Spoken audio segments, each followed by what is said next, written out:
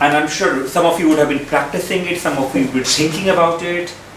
The reality is when we talk of politics, so I'm head of politics and international relations, but when you talk of politics, often we're told, don't talk of this, that's not politics. So for instance, issues of justice, issues of food, whether millions of people in the world get food or not, experts will say that's an economic matter, not a political matter. That's how they would portray. So again, it's a cartoon I really find it very powerful, saying, I'm hungry, stop talking politics. Right? So we have to be aware how powerful actors seek to define what is acceptable politics, what's not acceptable politics, what is political, what's economic, what's cultural, what's social. Right? Or for instance, if you believe there's a problem, let's say what we'll call fascism, some will say, but that's not fascism, because fascism is something that's over. Fascism is something that happened in Italy, that happened in parts of other, but Germany primarily, but fascism is over. So today, if we say that Donald Trump is a fascist, or Narendra Modi or Erdogan in Turkey are fascists, people say, but you are exaggerating. You are using wrong terms because that's not fascism. Fact of the matter is, there's no one form of fascism that's fixed everywhere. So I'll come to why I call these movements fascist. Now, one challenge which liberals have is that liberals would want to listen to everyone and tolerate everyone. So the notion would be that, listen, we have to love fascists also, we have to respect them because they have the right to have their own view. The problem with, of course, is when fascists will be in power, they'll make sure that even the liberal voices are crushed. So the question is, can we tolerate ideologies that are intolerant of us? Now, I don't have the answer that how to not tolerate, because remember, fascism or fascists are us. I mean, they are us because part of us can become fascist, and I explain that to you later. Okay? But I also want to, in my talk and in my own work, I look at the usually fascism is seen in connection to capitalism, forms of capitalism. My primary area of work, or one of the areas of work, is Tibet and China.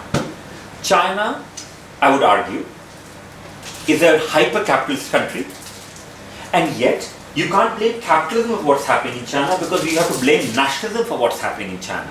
So nationalism uses communism, nationalism uses capitalism, and nationalism uses the combination of capitalism and communism in order to assert itself. Frankly speaking, the kind of, let's say, the discussion we're having here, you'd expect communists to be anti-fascist. Try having this discussion in China and you know what would happen to you. You'd be crushed immediately and put into prison and then disappeared forever. The reason I mention that is because there's no necessarily correlation between capitalism and fascism. There's a necessary correlation between fascism and nationalism. So nationalism is a key factor. But I also would explain to you how often there's a link between colonial forms of thinking and fascism. Usually when we talk of colonialism, we think of what Britain did, what France did, or what, for instance, maybe US does. I will expand the meaning of colonialism wider to include maybe all of us as part and parcel of it. Okay? But the way I always remind my students is that all categories of thinking are socially constructed. We always bear that in mind. Now, what's that showing to you? That image on the right hand side? Can you all understand me? Yes. Oh. You should say yes. You understand me. Accents. By the way, if you want me to repeat anything, just raise your hand. I'll repeat. Africa. Africa. Now, that image of Africa, what representation of Africa does it provide? That's Africa as a continent. Isolated. Geographic. Geographic. Isolated. Isolated. So you don't see anything, it's isolated. Black. Black. Now, have you heard that Africa was called, or sometimes it's called dark continent? Now, why is it called dark continent? Colonization. Renaissance. Colonization? Renaissance and the lack of it. No Renaissance and No Renaissance. So, lack of civilization. So colonization is, the reason it's present is not colonization. The reason it's present is because this image of Africa then justifies colonialism. So this image of Africa, dark continent. Some would say, oh, Africa might be called dark continent because of skin color of people. That's a fair point. But the challenge with that is, if you've been to Africa, if you know about Africa, that the skin color of people in general here would be different from skin color of people here. Skin color here would be different from skin color there. So you can't say that Africa is a dark continent based on chromatism, based on color. In fact, the name or the term Africa as dark continent had no connection to the skin color. It was to do with the fact that there was no light, it was dark, it was barbaric, it was uncivilized. Now once you damn and once you criticize the entire continent to be backward without civilization, then you justify colonialism. So colonialism followed racism and of course went and also reinforced racism. So always we have to bear in mind the ways in which nationalism, colonialism or other ideologies represent the other. So representative of the other is very crucial. So representation of Africa as a dark other justifies Europe as the colonial power who should be civilizing everyone. Right? So please bear that in mind. Now, German, what is German, or what does it say in German here? Work liberates. Work liberates you, right? Work liberates. Now, but what's wrong in work liberating you? It's good, right? Work liberates you. Everyone wants to be liberated. And we know that's Auschwitz. So it's a Nazi camp. But forget the Nazi camp. Look at the language. The language is work liberates you. Liberation is good. So what's wrong with fascism? Nazism is a form of fascism, right? What's wrong with fascism then? If they only say that work liberates you. They're not only saying work liberates you. They're actually at the cost of somebody else. So there's kind of subjecting somebody's oppression to liberate another section of community. The reason I have highlighted this point is that work, but who's doing the work? The work in this case was being done by Jews who had been incarcerated and put into concentration camp. And the reality is the only liberation they had was death. I mean, liberation, that's not liberation, but they were being killed. But even the most extreme or the brutal example in terms of modern times of dehumanization, because ultimately fascism is an ideology of dehumanization. You dehumanize a section of population around certain things. Even there, the language is actually not of killing, the language is of liberation.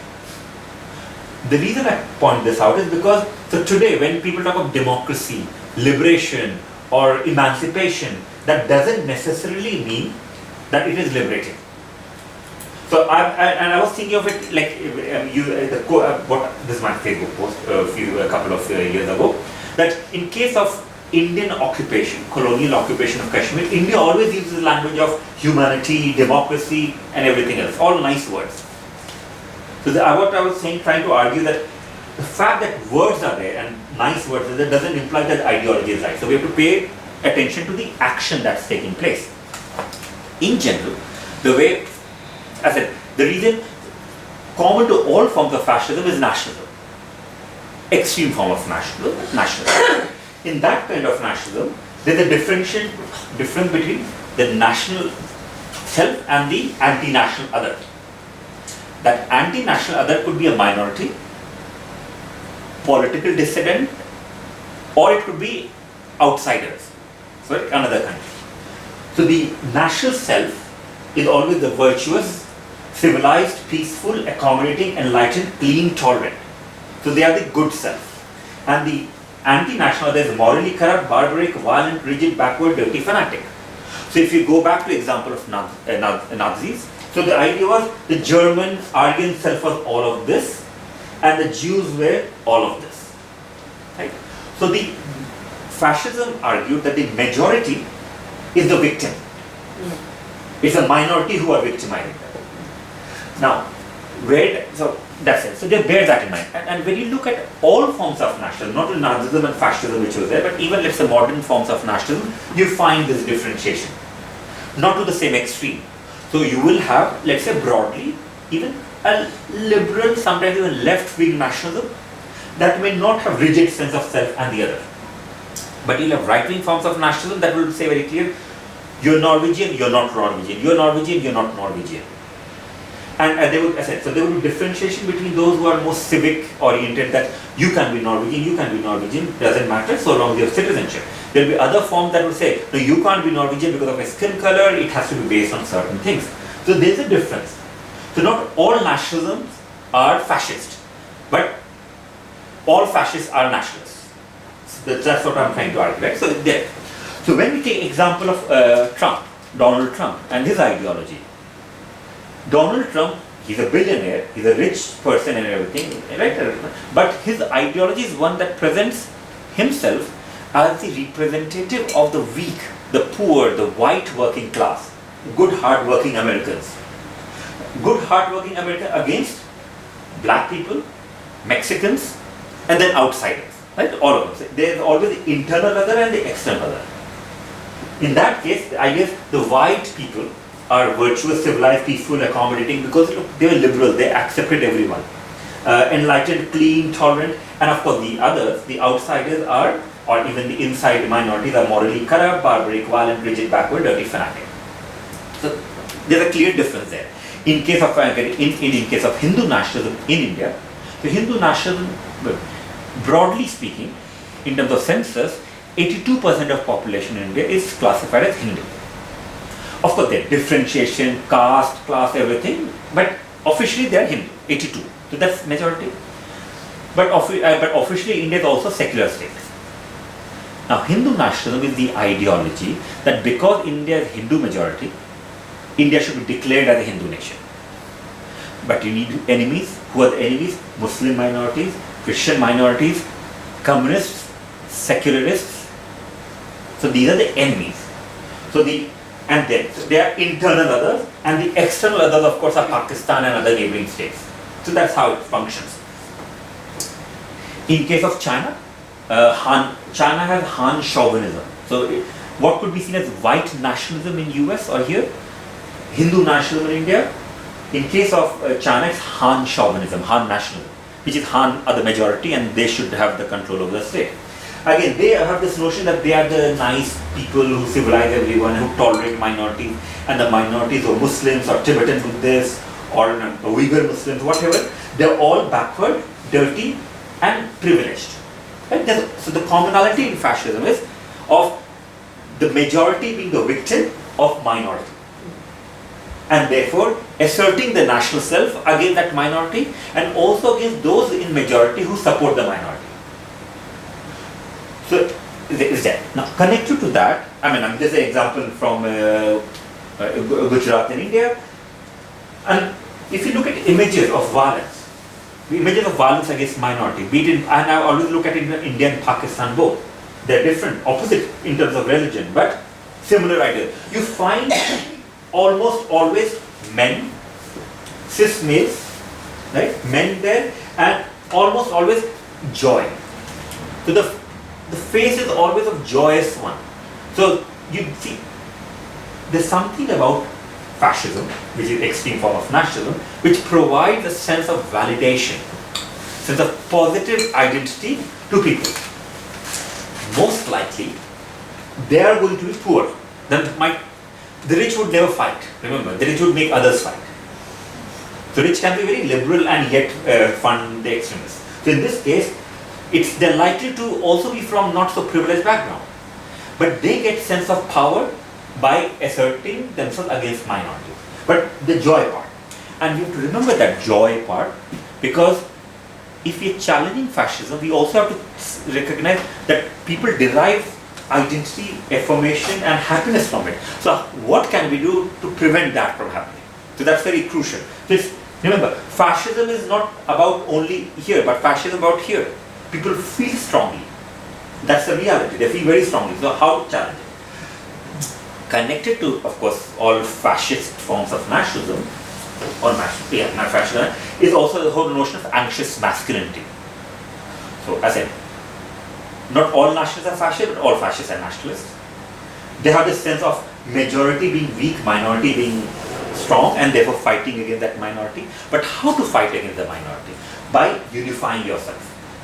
So there's an anxious masculinity So the notion is, look, we the majority are very soft, very open-minded, very secular, very liberal, whatever. And therefore, we have become weak.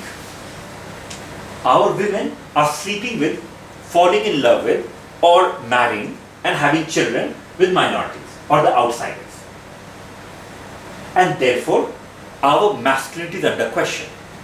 So you will generally find in these forms of nationalism that, let's say, if I have to use a Norwegian example, right? So, a white Norwegian male having sexual relation or marrying let's say we're talking straight relation here, right? It's a heterosexual relation. Marrying an outsider woman would be seen as less threatening than a woman marrying an outsider by extreme nationalists, right? But the reality is, the woman is seen as the custodian of the culture. It's through women that the nation rejuvenates itself. That's what they would argue. Now, in case of, for instance, Erdogan, Turkey, in case of Erdogan is politically very powerful, and yet he'd always say that, oh, we have enemies all around. Secularists are the enemy, the Kurds are the enemies, the anarchists are the enemy, the left is the enemy, the US is the enemy, the West is the enemy, everyone is the enemy, right? But they're winning 50%, so they should be confident. But there's always this assertion, and around with that you'll find a lot of abuse, specifically of women in opposition, saying that they're westernized, they're Europeanized, they're not true good Muslim women. In case of Hindu nationalists, something similar is there. So for instance, a Hindu female marrying out, either by converting or not converting, that's irrelevant. But marrying a Muslim male or a Christian male is seen as threatening the entire nation. But if you have Hindu males marrying Muslim women, that's not seen as threatening. In fact, that's seen as good victory. There's a focus on that. So through my own work, and I spent more time, I didn't spend time with the, let's say, the left opponents of Hindu fascists. I spent time with the Hindu fascists. I spent a lot of time with them. And they happen to be mostly young male activists. And I didn't go with gender sexuality question in mind because I had not thought of it. I just was curious. How do these people kill and then justify to themselves? Right? For me, it was very clear that Muslims are 12%, 14% of population. They're weak, they're the poorest. They're the poorest in general in India. And yet, by killing them, Hindu nationalists also blame them for being killed. So they always say, look, these Muslims asked for it. Something similar to how male chauvinists would justify rape and sexual violence, that women asked for it. Something similar. The more I studied, it's very clear. They would say, we are majority, but we are peace-loving. But because we are peace-loving, we are disunited. We're divided. Because we are divided, Muslims who are organized, Christians who are organized, and these communists who are organized are against us, and they're using us. So who are the secularists? Secularists are those Hindus who support, according to them, the communists and the minorities. So the idea is, but why are Muslims threats? So I looked in my work, and that book is available. I put it for free online because the academic publishers charges, I think, I don't know in kroner how it is, but imagine $60 or $70. And I don't think any book is worth that. So I put it for free. You can get it for free, right? And I've written in a language which is not for academics. Now, what I notice is, for them it's very clear. Muslims are threat, and this is about stereotype and representation. They say they're terrorists, they're this, that, whatever. But the key reason is because they are going after our women. So it's about sexuality and gender both. That Muslim men are potential rapists. And then there's this conspiracy to convert our women. So there was a lot of, I've used the jokes they have, the stories they have about how Hindu women are being seduced. Now all the concrete example I came across from them was when Hindu women deliberately went with Muslim men. But they said, no, that's not acceptable because sex is bad. And that's what they said, that sex is bad, sexual desires are bad, Hindu women have no right to choose for themselves. And there's a case right now in India of, she's 26-year-old? Yes. 26-year-old. Yeah, so she's, I mean, let's say, she's an adult, an educated adult, she knows, she embraced Islam, and then over time she married a Muslim male. Her father said that she has been brainwashed, and the court said that they should investigate if she has been brainwashed or not. Then the Supreme Court, so we are going into the different kind of court. Supreme Court has said, oh, we have to have investigation whether it's part of conspiracy on the part of Muslims to convert Hindu women or not. Then the Supreme Court said, we need to listen to the girl, the woman, not girl, sorry, the woman, except they have not even asked the woman so far. All the leaked videos show that she's saying, I'm going to be killed by my father. I chose it deliberately, it's my choice. Like she's 26. Imagine even after months, the Supreme Court said we need to listen to her, but so far no one bothered to actually ask her. I mean, it was very simple. They could have asked, they didn't. Because the agency of Hindu women is taken away in this. So what we find with this kind of anxious masculinity is, the reaction is, you masculinize yourself, you strengthen yourself. But you strengthen yourself partly by demonizing the minorities, and partly by controlling the sexuality of your own women. Your own women, not because they're own women, but what you think is your own women. Right? This goes hand in hand. So fascism, therefore, is a disciplining of the other, but it's also disciplining of the self. And we know that in 1930s and 40s, a lot of cruel torture took place of German women who had married Jewish men. There was focus on that also. So you could see that this anxious masculinity of fascism goes hand in hand with also domestication of specifically women.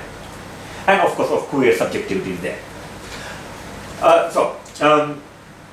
Basically what nationalism can be positive. I don't find it positive, but anyway, some people can use it positively. Say, oh look, we have been colonized by someone, so we need to come together to fight against it. So you can see why Palestinians would become nationalists, why Kurdish people will become nationalists, why Kashmiris become nationalists, or Tibetans become nationalists, because they realize that in order to gain equality in the world, they need to have a state. But to have that state, they need a nation. To have that nation, therefore they unify. So I would always distinguish between anti-colonial nationalism, which is for freedom, and nation-statism, which is where states control the nation. So with nationalism, there's always a process of othering. That othering can be a mild one, and it can go to extreme, and fascism is the extreme version, right? But connected to that is coloniality, because, and this is where I'll come to coloniality. Fascist France. Now this is from last year, and this is again from Facebook, most of it is from Facebook. There was a protest in Kashmir, large scale protest, and this is some perfectly, I checked the profile, and I think he looked like a sane person. When I say sane person, I don't mean in any pejorative. I mean, I'm not demonizing insanity. I'm just saying sane in the sense that he comes up as a reasonable person. He said, keep democracy, humanity aside for a couple of days and clean Kashmir up. Just kill them all. Now, clean up. You see, whole notion of fascism goes hand in hand with the whole of civilization, and the whole of civilization goes hand in hand of cleanliness. The drive is always there. Let's bring order. So they are about order. Right. Connected to that, of course, is where fascists start infiltrating the state, or where fascism becomes acceptable through elections of political parties, even if they are not the biggest party, not the second biggest party, third or fourth party, is their language starts becoming mainstream. So you'll have the anti-immigrantism, anti-immigrant language, which fascists would use. Then gradually you'll find even the center-right and center-left start using the same language. So the only way they find they can defeat the fascists is by becoming like fascists, at least on immigration. But they always use the language of security. Why are we doing this? Why are we against immigrants? Why are we against whatever? For security. Because whose security? Our security. But who is that our? That our is our, not them, not them. So there's always a boundary making here. The fascism, therefore, as I said, is connected to nationalism, because fascism uses the boundary making of nationalism to define the nationalist self and the anti-national other more rigidly. To the point where you say, look, you belong to the same nation, so I care for you. I'll create a welfare state for you, you'd have everything. She doesn't, they don't belong to us. Therefore, the fact that they get tortured, killed, doesn't matter, because we should not have empathy for them. At most, we should give them some aid and send them back. Right? So you find differentiation of human life. So fascism at its very hard basis is anti-human. It's anti-humanity. Because humanity would imply that all of us are equal. But fascism is that no, your security, which the state will define. Ultimately, if the fascists control the state, if they don't control the state, then it's, of course, other groups, they use the language security. Right? the way they would control, and I'm using, these are images from Kashmir because they are both connected in any case, but in case of colonial forms of power, right, where it's not colonial, still there's more hope. Where this colonial is more extreme. Both fascism and colonialism, and they're linked, they function through control over not only territory and population, but also bodies. It's about body. They'll never leave the body aside. So if you take, I mean, did anyone read Anders Breivik's long manifesto? Some parts. Some part. You'll find there's a lot of reference, I remember very briefly, they'll always observe the body.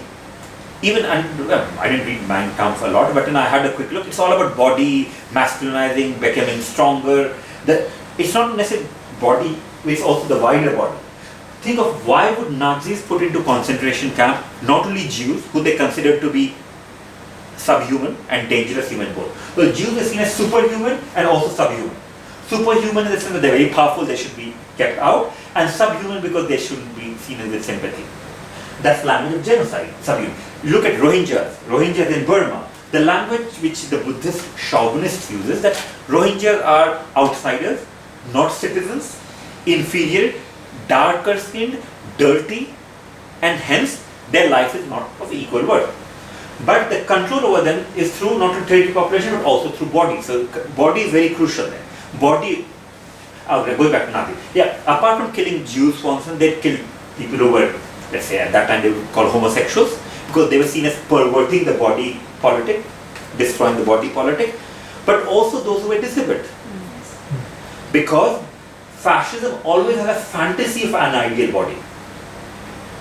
So in a sense, that's a very erotic form of nationalism. That is also fantasy of a body. So corporate control. In case of Kashmir, for instance, Indian occupied Kashmir, you find the control is through killing, torture, enforced disappearance. Yeah? And Parveen Anga, she's an activist whose son was disappeared on 18th August 1990. She's still waiting for her son, and she's here now. In fact, she's one of the person who will receive the award. And Parveen Imroz, the other person who will receive the award, he's been a lawyer campaigning against torture and other things. Now, that's a family, that's from family of disappeared family of disappeared victims, right? Control of bodies. In case of Tibet, this Chinese occupied Tibet, I said, people, have you heard of self-immolation? Some Tibetans have been burning themselves in protest. Now people said, no, and I remember a lot of us, including myself, I said, that's a bit violent, but they're burning themselves, not touching. It's not they're going and hugging a soldier and burning themselves, right? They're burning themselves. For outsiders, and to me, we cringe when we see dead bodies or when we see bodies that are burning themselves. But think of why would they burn themselves? Because every aspect of life is under surveillance. 3 to 4 Tibetans can never gather anywhere. They can't talk anywhere. They can't meet anywhere. They can't protest. There's no other form of protest. The only form of protest you could do is you burn your own body, you kill yourself. And that is why they burn themselves in public. Often without saying anything, or sometimes simply by saying, let all Tibetans remain united. Or let there be freedom, something along those lines. But it's to control over bodies. But, and this I said, in case some of some of you glorify China because you think it's an alternative to US, or you think it's an alternative to Western capitalism, China is a unique country in the world which is also trying to control manifestations. Do you know have you heard of soul? Soul? So, Right? yeah. Now, Buddhists don't believe in soul. Tibetan Buddhists, there's no belief, but they believe in manifestation. So the idea that the manifestation that passes from one body to the next body. And Chinese government has argued, and Dalai Lama is a manifestation of like an enlightened being. And Chinese government has insisted that Dalai Lama or any Lama cannot reincarnate without permission of the Communist Party. The Communist Party is to approve the reincarnation. Reincarnation, it's very simple. Let's say, this notion, this is a Tibetan Buddhist notion, that every human being, every sentient being, not human, every sentient being, every life, human, non-human, both, we have birth, we die, we take rebirth, but we don't know what happened in the past, right? We don't remember. But reincarnation is one where they know what happened in the past. So they're the enlightened beings who didn't leave the world because they want the world to improve. They know there's a lot of misery in the world, injustice in the world, so they're here. So Dalai Lama, for instance, is an enlightened being, according to that tradition, that has to come back again and again till there is injustice in this world and unhappiness and suffering in the world. So it's this Dalai Lama, the 14th Dalai Lama, when, let's say, he passes away from this body, he'll come back in another body. And that principle, Chinese government saying no, they cannot, because the government is very clear. It is only the Communist Party that can decide who's the next reincarnation, where would the soul, not soul, the manifestation come. I'm just giving you a bit different example, but to show how nation states, and that's not fascism, obsess about control. So if we challenge fascism, but don't recognize its commonality with nationalism, which afflicts all forms of government, including communism, then we will be failing in our duty. If you want to challenge fascism properly, then we have to challenge nationalism, or at least be questioning of nationalism at every stage. You have to bear this in mind that when I was growing up in India, who else is from India here? Did you ever see Hitler's Mein Kampf in railway stations? Yes. Right? So even now, of course, the government's ideology is fascist anyway, but they are also close to Israel. So they are now more careful. They're hiding these things. But what we find is that there was an admiration of Hitler. Now, Hitler was not admired because in general people in India hated Jews. No, they didn't even know who Jews are. So it was based on ignorance. But they loved or admired Hitler because Hitler was seen as a strong nationalist who sort of stood up to UK and France and created a strong nation. A fantasy of a strong nation leads to admiration for Hitler. Around that concept, I remember as a child when I was growing up, they say, but Hitler made trains run on time. So the rhetoric was, fascists are good because they are more efficient. Not only efficient in killing, but efficient in everything, so development. So when nation states talk of development or justify dehumanization in the name of development, we have to bear in mind that development is also a form of control, including colonial form of control, where the states or the powerful groups will decide, we will tell you what's good for you, you don't know. I will tell you, we will liberate you. That's the language, right? That's like coloniality. It is about virtual real control through various forms. I'm not going to detail here, but violence is integral to it. Again, images from Kashmir and Tibet, both, I use them. Epistemic, systemic, everyday, normalized violence, exceptional violence, all these things exist. So without violence, there is no fascism. Without violence, there is no colonialism. And without violence, there is no nationalism also. But some states, like Turkey has been violent to Kurdish people for long. India has been violent to Kashmiri people for long. China has been violent to, for instance, not peripheral for them, but the Tibetans and Uyghurs, so many. But what violence was taking place in the periphery comes back to the heart. So I'll take example of UK, for instance, or France, Belgium, or US. Violence that was taking place against minorities, racial, ethnic minorities, violence taking place against migrants, refugees, so-called illegal people, right? All of those things. That is now coming back in terms of the ways in which states, police. I'll give you an example of student protests we had a few years ago in London. The fees in England, university fees is now around 12,000 euro per year, 12,000 euro. It used to be around 4,000 euros and then became 12. Within a year, that was it. Students protested. I remember being part of that protest. Around that time, the police, all I could say, the police, and these are usually policemen, both men and women, but usually policemen, and they would be some of them quite cute looking. They're decent guys, and they chat with you, they're offering you chewing gum. If you offer to them, they'll take it. And I saw the way they policed. So, outside, I would say the most soft looking police people. So, others will say, officer, what's happening? Why is the road closed? Oh, no, some people are protesting. And the kids are protesting. They say, but why? Oh no, we are here to protect you. And I remember them saying, we are here to protect the public from the protesters. So that's the language. But they'll be very polite. The next level, is a mounted police on horse with batons and beating them. Then the next level is where they're kettling and pushing people into smaller places. And I recall I did conversation with one of the police person, and he said, but we are not using, you're not using tanks. We're talking China. That we are not using tanks. I said, because students are not challenging your entire government. The day you'll challenge the entire political system the way student protesters did in China, they're likely to use a tank and bomb. This was my argument. Because in the end, all nation states start behaving alike. This is what was saying. But violence is taking place in different places. In case of India, now in Delhi, and even not only are the people who are marginalized, Dalit, Bahujan, for instance, the tribals, Adivasis, Muslims, Christians, they have always been affected. They have always had the fascist state controlling them. But even people from privileged background now are suffering the brunt because it's more explicitly fascist. But the way in which fascism and colonization both in contemporary times, and I'm saying colonization is present, and I can explain why I'm saying it's colonization or something else if you want, but they mask colonization and fascism through nationalism. You march. That's why I always like this one, that just follow me. Right? The idea is don't question, don't question, don't question.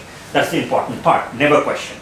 But of course, in different parts of the world we have resistance. I'm sure you're part and parcel of it. But we have to keep resisting. Again, that's Parvina Angad, the lady who's here. Right? Resistance there in different parts. It could be in Tibet, it could be in China, it could be in Turkey. I mean, we know the forms of resistance taking place vis-a-vis the Kurds. Right? The reason I always say, I'm going to conclude now in 2 slides. I said, why should we care? And I'm sure you're here because you care. If you're not, then you would not have been here. But basically because we have, apart from other things, we still have stateless nations. We have people occupied in different parts of the world. We have the question of minority rights remaining very important one, because in various places, though rights exist on paper, they don't exist in reality. Or they exist in reality, but it's being eroded with time. It's being eroded rapidly. We have to be aware that sometimes democracy can be used effectively to promote rights of people, but sometimes democracy is used to erode rights of the people. So for instance, if Trump comes to power, we are told, oh, respect that verdict because that's democratic verdict. That's how it's sold. But we have to bear in mind, human rights can be problematic, liberal issue, but we have no option but to use human rights. Because my politics is very clear that so long as we can get things done. So I interact with the left, I interact with the liberals, I interact with centrists, depending on whoever is going to be potential ally against fascism. That's the crucial part, right? We have to support right to self-determination. So struggle for fascism cannot only be in, let's say, Norway, or connected to Norway and France, or France, Germany and UK only because this is West. But we also need solidarity with anti-fascist struggles, let's say India, in Pakistan, in Turkey, in Kurdistan, and everywhere. So we need that thing, right? So the question is, that this again is image from Kashmir, that basic agreement I assume all of us would have, regardless of politics. You could be anarchist, we could be communist, whatever, but is the right to live with dignity and freedom. And my problem, I'll tell you, my problem with communist systems, I'm not talking communist where we are outsiders, not in power, but where, just look at, and I've said this, think of an example where Communist Party came to power, created, so control the state, right? Communism is about equality. Not a single woman leader has ever been the head of Communist Party when they're in power. Then you have to ask, so how can communism be about equality, including gender equality, but when communists come to power, they never find a woman who could ever be the head? Not a single. Now, Rosa Luxemburg, bad example, because they never came to power. She was never part of power. Only country a friend of mine pointed out was in Nepal. But that is through electoral democracy, that is through various compromises. And she's seen as someone who was a compromised choice. But doesn't matter, at least she's there. In China, the recent party congress, 7 top leaders, not a single woman. Last time, not a single woman. Never has there been a single woman in the top leadership. The reason I point that is the misogyny can be in left and right both and everything. Communist system, so now I'm not talking anarcho-communism, but I'm talking of communism when it comes to power, also has certain condescending approach. Working class doesn't know what's good for them, we will tell them what's good for them. So the party will claim the right to decide for the working class what's good. And for me that's something similar to colonialism, right? There's a commonality. Anyway, going back to this is the last slide, intolerance.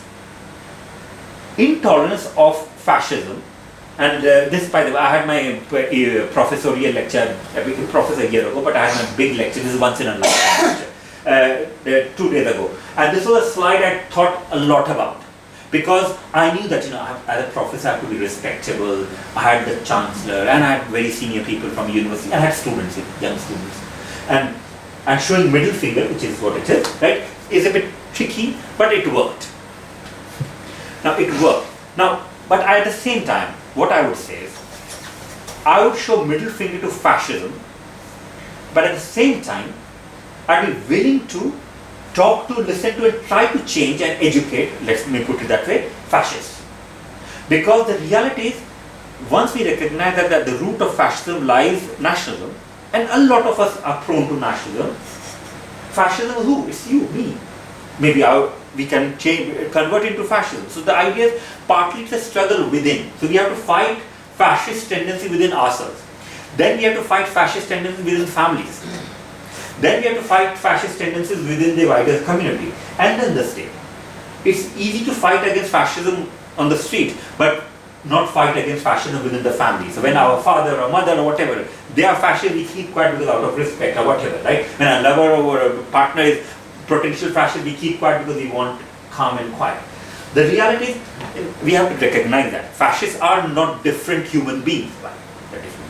But so we have to be, while being intolerant of fascism, we also, I don't mean be tolerant of fascists, but we have to constantly negotiate, engage, challenge, and then hopefully, I don't know what's the unfascist, I don't know what's the right English word, but defascist, whatever, make them into non-fascist, right? Because the reality is all human beings change. So in that sense, I'll end with this, which is that we need to be intolerant towards fascism, but we also need to negotiate constantly and hopefully educate and work towards a world that's much better. Thank you very much. Questions, comments, or Turn on the lights.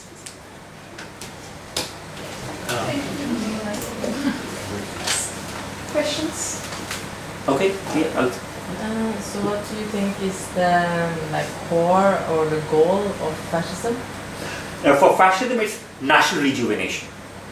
National rejuvenation. So the idea is by rejuvenating the individual body. I don't know what word. Okay, national rejuvenation is Rebuilding. reawakening. So the idea is nation has gone quiet, nation is weak. So rejuvenation is making the nation stronger. The idea of ethnos.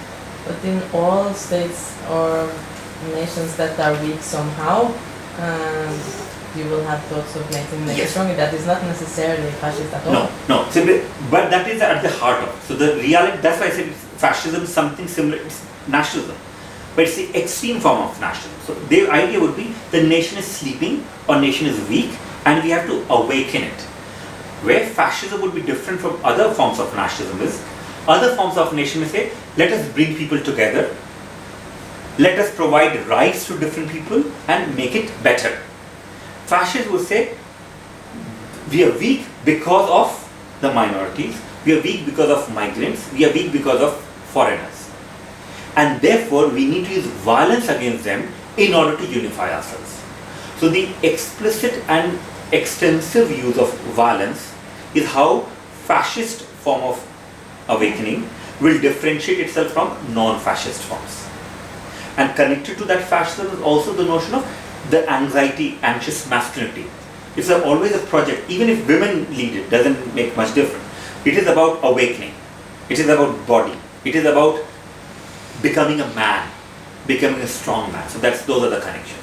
But that's it. It's a grey thing. Sometimes you find, is this nationalism or is it fascism? I said, it could be both. And that is, fascism is a form of nationalism. Does it? Okay. Yes, I understand. I have two questions. One is that, so I assume that since you've been working in this area for quite a long time, you have been doing fieldwork in Kashmir and Tibet, and you said that instead of doing fieldwork with what you construe as the other, who are the victimized, you actually do fieldwork with the fascist elements. How does that, I'm just curious, because you seem to be somebody whose politics is definitely quite far left to the center. Now, doing field work with people who have an ideology which is diametrically opposite to you would have been a challenge. How do you negotiate the relationship? Because I'm a PhD researcher and I research poor women in India, and at the very outset, I state my position as being somebody who is sympathetic to their cause. Whereas in your case, you of course have to state your position because you have to also be honest as to positioning of the researcher. So how did that play out? That's my first question. Yeah, thanks. I'll answer that. It's a very important question. Again, maybe you could take the link of the lecture I gave on my, I explained my methodology in evolution. So Tibet is a different kind of thing, right?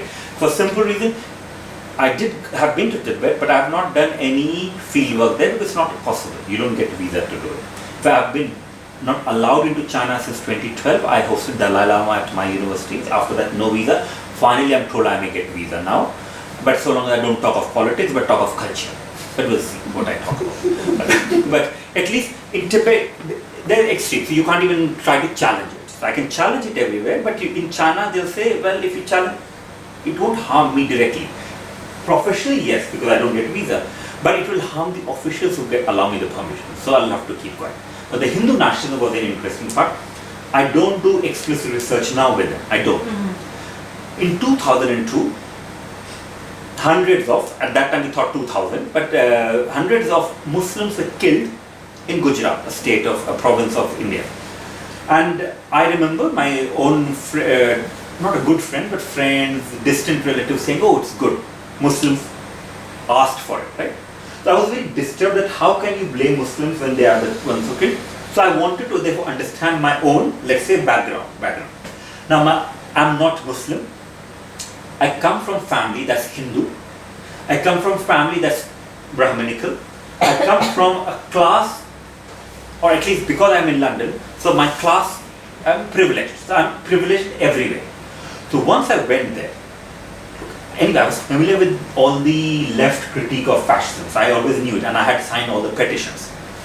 When I went to Delhi or Bombay, these two big cities, and I went to the office of these organizations like RSS, they said, where's your card? So I got to give you a visiting card, and then they Google, and they said, oh, but you have written against us. Sorry, we can't talk to you. That was very clear. They couldn't. So I could go to the bookshops, buy books, do things, get leaflets, but complete stonewall. So you have not actually No, I did. Yeah.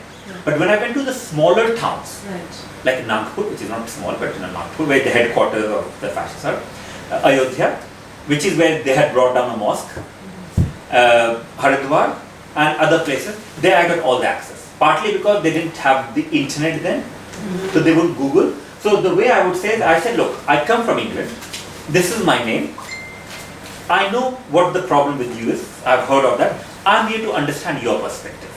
So I was not lying to them by saying it, but I did not explain my position. I said, I want to understand your view.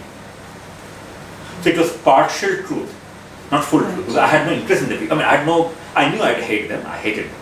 But I also realized that just hating them doesn't help. I need to understand.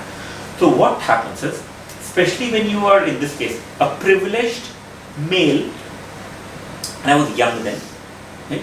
Privileged, then you start interacting more and more. So there would be young men who would say, oh, so you're from England, London, I didn't have long hair then, right? Anyway, London, how's London? And then usual talk would always come down to sex.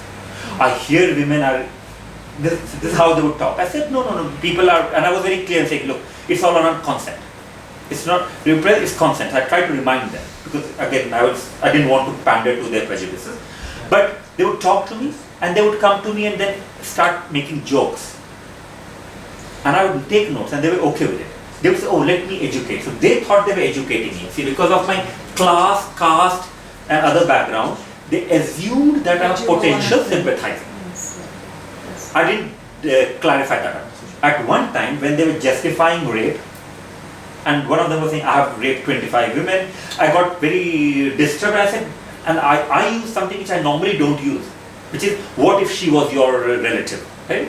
But I don't use that, what if she was sister or whatever. But at that time I got very upset and I tried to explain, and then only I said, but what if she was, and they said, are you Muslim? Now that was the first reaction, and then within 12 hours, police came and said, again with the class privilege, you see, police came and said, your life is under threat, you just leave. So all I'm saying is, it would depend on the situation. I spent weeks and weeks, and because I was taken in by the big sadhus, these are the priests, they thought I'm a foreigner, so with money, and everything, I'll sympathize. So they took me in. Now I acted innocent, so I can act innocent. That's how I did it. But once I, again, of course, wrote more and more, after that it's not possible, and now anyway it's not possible because all of them are more savvy. But you also have to understand, a lot of them want the outsiders to know. They do want putting out there. But I said, I had to use my privileges. Yeah, and also they would want to self-promotion, Yeah. so they would want activists and academics to come in. The second question is to do with your last slide. You said that, which I wonder if it is a little bit simplistic, this notion that you feel educating people and people are going to change, because ultimately isn't it all about power and about maintaining and reproducing power, and that means that we will always be otherizing and we will always be marking these boundaries. And as we know very well, fascism and all kinds of, I work in the area of gender studies, and there is misogynistic subjugation of women, which is ultimately all about power. Do you think it's that simplistic? No, I don't. No. In fact, nothing is simplistic. That's the thing. This is not. In a sense, we could say that we have a constant struggle against power, but even when we struggle against power, we might be the one who get power, and then we become same as the one who oppressed us, right? So I accept that angle, but that doesn't imply that we give up struggling against it. So I'm not saying that simply challenging it would lead to a better world, but we have no hope for other. We have no option but to hope for a better world, even while acknowledging that it's a constant struggle. For me, for instance, and this at least I talk, partly because I teach students, I have to become more hopeful. So I'm not that hopeful personally, but I have to become hopeful because when you're dealing with young students and you tell them your life is gone, your generation, let's say in case of England, your generation is going to suffer a lot more than what your previous generation did. It's not positive, so I have to give them positive stories, right? So we have to fantasize, or give fantasy. So for me, the hope comes from the fact that, imagine 100 years ago, in this context, you would not be here, I would not be here speaking. And you would not be here around gender and ethnicity, both. I would not be around ethnicity angle. Things have changed. I don't mean to say things have got better. It feels it's getting worse, but the reality is, Rohingyas, the genocidal persecution, there are reports that are between few thousand to many thousand who have been killed, but largest expulsion. When you look at Second World War, and you know we are talking tens of millions of people being killed. So I'm not saying that it's better.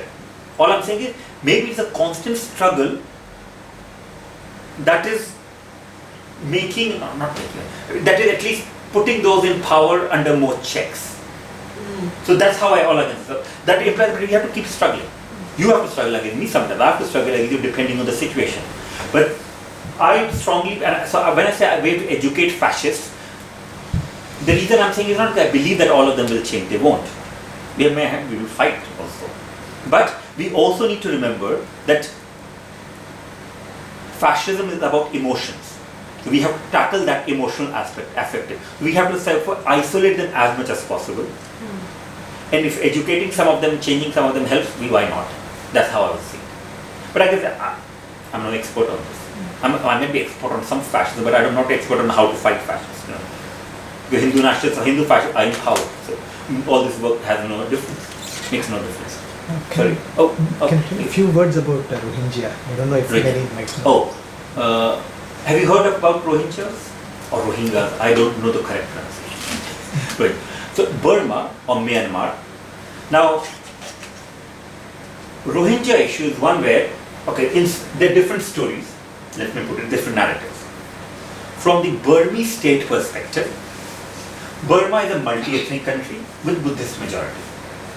Rohingyas are foreign, Bengali-speaking Muslims who are illegal migrants, and therefore they should be removed from it. And therefore all the violence taking place is because Rohingyas are foreigners, they're terrorists, they're Muslims, they're extremists, and therefore should be out. That's the Burmese state perspective, backed by some in the clergy, some Buddhist clergy. From Rohingya perspective, again the difference, but they wrote from Rohingya perspective, they have always been part of what is Burma now. They were citizens, but the citizenship was taken away in 1982 by the military. And then over time, by removing citizenship, you remove education, you remove free healthcare or whatever, right? Gradually. Then you can't get jobs, you can't fight elections. If you can't fight elections, then anyway you have no representative. So over time, Rohingyas have been marginalized. So it was ethnic cleansing, genocide, and then violence is the ultimate form of it. Now international perspectives are divided. From Chinese perspective and a Chinese government perspective, Burma is right, Rohingyas are a problem, and they'll support the government. From Western government's perspective, including Trump for a change by the Trump's regime, they acknowledge that what's happening in Burma is ethnic cleansing, if not genocide, and military should be held accountable. But they're also competing with China for influence. So they can't push Burma more because China will get even more than what it already has. Now Indian government, which is another neighbor, in the past sometimes spoke in favor of Rohingyas, but now speaks in favor of the military and the government, because they don't want to lose to China. So the geopolitical tension or geopolitical competition is influencing Rohingya politics there. Now if you are on Facebook, you read about Rohingyas, most images of Rohingya operation you see are false. They're fake images. Most of them are, most where you see people are dead, dying, killed, burned, alive. These are false images. Most of them I know are from, there was an earthquake in Tibet, so monks were burning bodies because they were not dead, and people have used that to say, oh look, monks are burning Rohingyas. There are images from Thailand, right, and where people are lying like this, and people say, look, Rohingyas are being burnt. Now why would, and around that story, fake image, the reality is because in today's world, to get sympathy, you need images. If I say to you, I'm oppressed, no, but if I show images of my body with what, you'll have more sympathy. So with social media, images have become even more important. Now, there's also Muslim chauvinist angle to it. So there's a Buddhist chauvinist angle in controlling. The Muslim chauvinist angle is, let's say, Erdogan from Turkey, saying, oh look, Muslims are being oppressed. So he doesn't go, but he sends his wife there, who goes and cries. Which is fine, she's crying, good, at least she has sympathy. But what about what Turkey is doing to Kurds? That's not that. So there, the Muslim chauvinist angle is, Rohingyas are suffering because they're Muslims and we should have sympathy with them because they're Muslims, and therefore all Buddhists are terrorists. So they're using the language which Islamophobes use against Muslims, saying that one Muslim killing means all Muslims are terrorists. So we therefore have different stories there. But the reality in all of this game is, there's a geopolitical game, China versus others. So one more thing. Why would Aung San Suu Kyi, who fought for democracy, why is she silent? The reality is, military is still in power.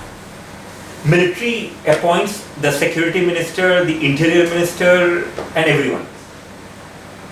Military knows that Aung San Suu Kyi and a party need votes, and Rohingyas, because they're a small minority, they can more easily be tackled. So by exercising this violence, Aung San Suu Kyi, if she favors Rohingyas, she loses vote. If she favors the majority Buddhists, she loses international credibility. Who remains stronger? The military. So frankly, this is not about Muslim and Buddhist, a side story. This is about struggle for power, where military remains the most important factor. Sorry, you had a question.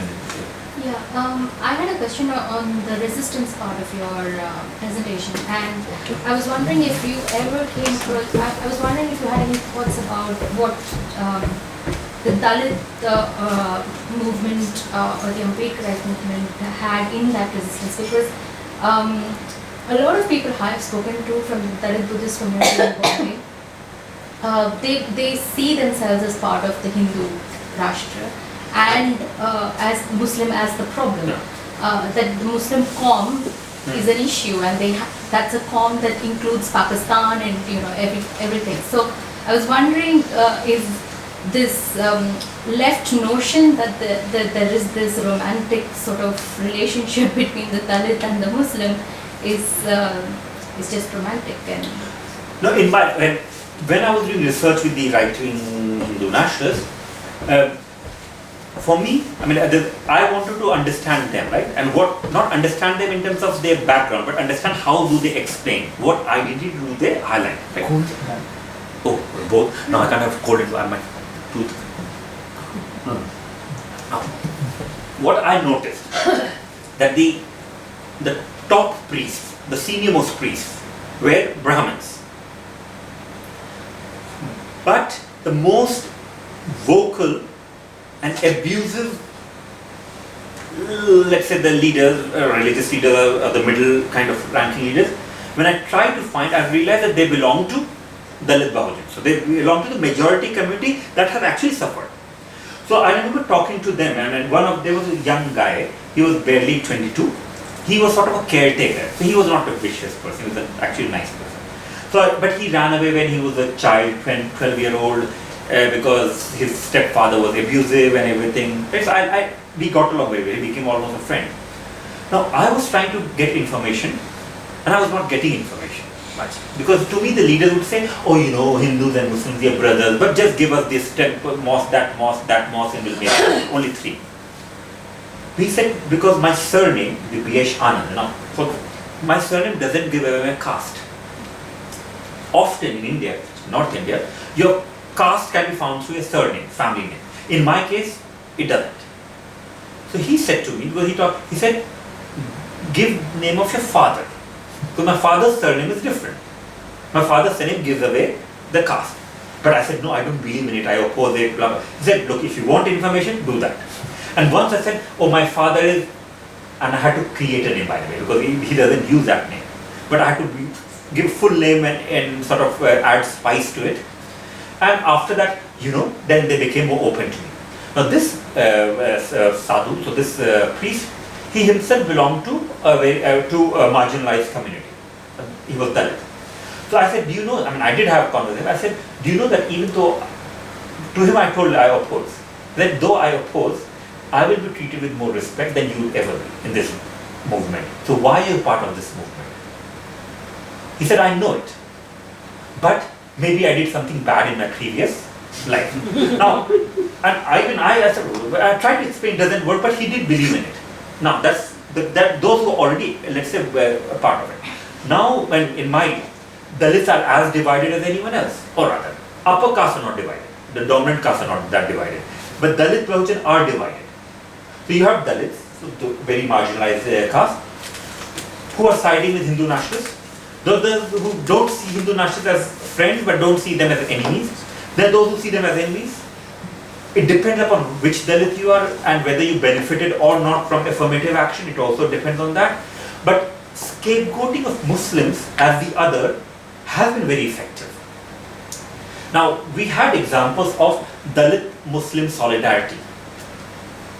And if you look at Hyderabad is one example, but when you look at it and you realize that the Hindu nationalists go after that, they don't want solidarity with Dalit and Muslims. But I am someone who doesn't romanticize any movement, by the way. Neither left, nor Dalits, no one. Because the reality is, a lot of movements are complicit with, and it goes back to your question of power and everything, they're complicit. So it's almost like, I'm suffering because of you, but so long as I make you suffer more, I'll be okay with it. So one final thing, in India they had demonetization. So they said one night, your 90% of your currency is now invalid. 90%. And we're not India, not Norway or wherever you have a lot of cards, but most people use cash only. And who are apart from poor, even like, though I come from privileged background, my mom had a lot of money here and there because she hired it from my father. But she'll keep it somewhere here, somewhere there, not in banks. She doesn't trust the bank, she doesn't trust the father would not know what it is, she'll keep it. But she said, what do I do with the money? She doesn't remember where she kept the money. But the money was going to go. It was demonetization.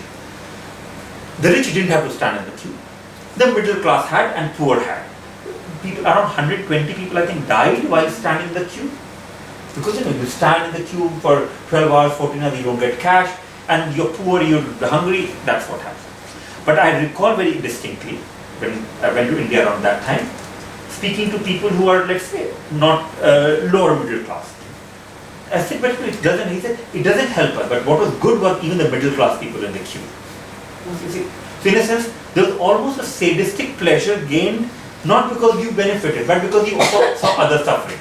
And fascism has been good at, and that's corporate fascism, has been good at making use of those things. Anything else? Okay, yes, oh, sorry. That would be the last. Yeah, that's last, and then we can have, after Yeah. the second presentation, again more discussion. Yeah, done. Yeah. I was thinking about what you said about that fascism is about feelings, but at the same time I don't think that it's only about feelings, and I'm thinking about who they are and what they want politically, what they want economically. I'm thinking about what situations that make fascism grow, like because as we was talking about before about nationalism, since we can't say, that nationalism is fascism, and then we say that it's extreme nationalism, but at the same time you have liberation movements that are nationalist and extreme, using a lot of violence, this and that. So at the same time it's like, okay, why are some types of nationalism oppressive, other types are liberating? And I'm thinking about, for instance, at the fascist movement in Norway, like in the 30s. Then the goal and what they said, the fascists, was that there was somehow a crisis in the world, like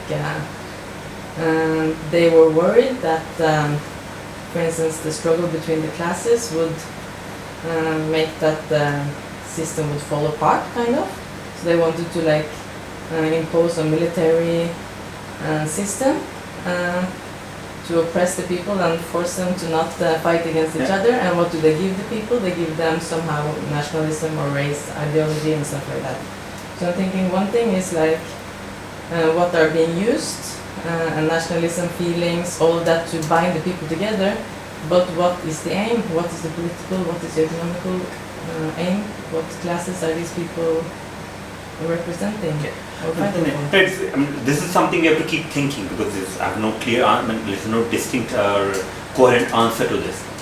But what I would say is, when I said about feelings, it's about feelings through which, let's say, ordinary people become part of it, right? So part of it is interest. Part of the interest could simply be where you think that, oh, you are, for some reason you did not get the job you wanted, you have been discriminated against because you are, let's say, white working class, or in case of Hindu something, and therefore you find it easier to blame someone else, right? So from your perspective, it still is connected to feeling, but also your interest. It could be both. But from the perspective of fascist parties or ideological movements, feelings are tools that they use. Now, if we take example of, I use the German example always because that's the easiest, I've studied it most. The name of the party was National Socialist Workers' Party. Socialist Workers' Party. They didn't call them Capitalist Workers' Party. Or even why call, they could have said, we are a capitalist party. The reason I highlight that Socialist Workers' Party is because, again, it goes back to what I said, work shall set you free or liberate you doesn't imply that it's about liberation. Fascism is response to mobilization of the working classes along the lines of working classes. So they can't tolerate it. So if working classes mobilize as working classes, then of course that leads to different kinds of revolution, puts challenge, and that divides society. So they will come up with the image of an organic nation where the capitalists and the workers should work together. They should work together to do what? To make the nation stronger. But make the nation strong against whom? Against those who don't agree, against minority, against foreigners. So in that sense, to bring the working class and the, let's say, the ruling class together, they need to have someone else as the other. And that other would be the minorities, racial, ethnic. The others would be the dissidents who don't accept the rule, and others would be the foreign. So in that sense, it is a need to bring them together. So part of it is if workers get mobilized as workers primarily, that's a challenge to fascism. But we have to always, take example, not only Erdogan, who talks of the poor and weak, Modi does the same, and Trump, white working class. The reality is, they don't say white working class, they say working class, as if the black people are not working class. Right? That's what they. So for fascism, the end goal, of course,